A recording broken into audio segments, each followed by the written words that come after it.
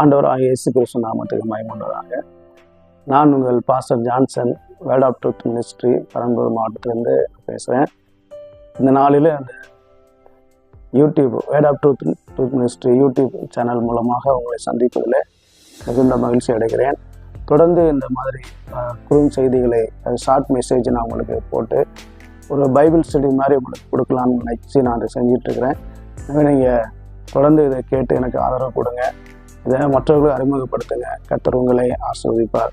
இன்றைக்கு நாம் முதல்ல பார்க்க போகிற செய்தியோட தலைப்பு வேதம் என்ற தலைப்பில் நான் உங்களோட பேசுகிறேன். வேதத்தை குறித்து நம்ம அதிகம் தெரிஞ்சுக்கணும். ஏன்னா நம்ம கையில் வேதம் இருந்தாலும் நம்ம இருதயத்தில் அது இல்லை.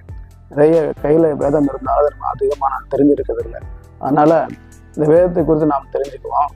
இந்த வேதத்துக்கு ஆங்கிலத்தில் பைபிள்னு சொல்கிறாங்க. பைபிள்னு சொன்னால் தமிழில் புத்தகம்னு அர்த்தம். உலகத்திலேயே ஒரு புத்தகத்திற்கு புத்தகம் என்று பெயர் உள்ளது நம்முடைய பைபிள் தான். எனவே இது ஒரு அற்புதமான ஒரு காரியம். எனவே இந்த நாளில் இந்த வேதத்தை குறித்து பார்க்கிறோம். வேதம் என்றால் எல்லா மதத்திலும் வேதம் இருக்கிறது. ஒவ்வொரு மதத்திலும் ஒரு வேத புத்தகம் இருக்கிறது. ஆனால் நம்ம கையில் இருக்கிற இந்த கிறிஸ்தவ மார்க்கத்துக்குரிய வேத புத்தகம்ன்றது ஒரு விசேஷமானது, வித்தியாசமானது.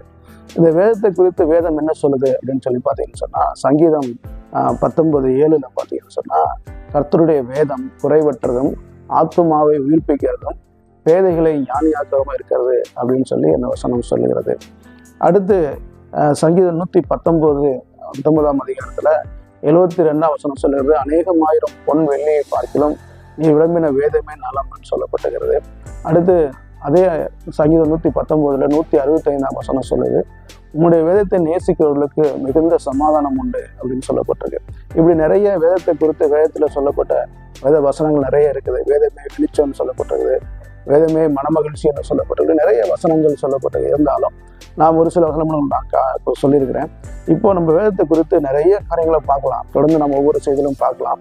இப்போ நான் என்ன பண்ணியிருக்கேன்னா, முதல் இந்த செய்தியை இருக்கிறதுனால இந்த வேதத்தை குறித்து ஒரு கவிதை, இதெல்லாம் இந்த வேதம் எப்படிப்பட்டது என்பதை குறித்து ஒரு கவிதை நடையில நான் ஒரு உரை எழுதியிருக்கிறேன். சுருக்கமாக அதை உங்களுக்கு படித்து காட்டுறேன். உங்களுக்கு ரொம்ப பிடிக்கும்னு நினைக்கிறேன்.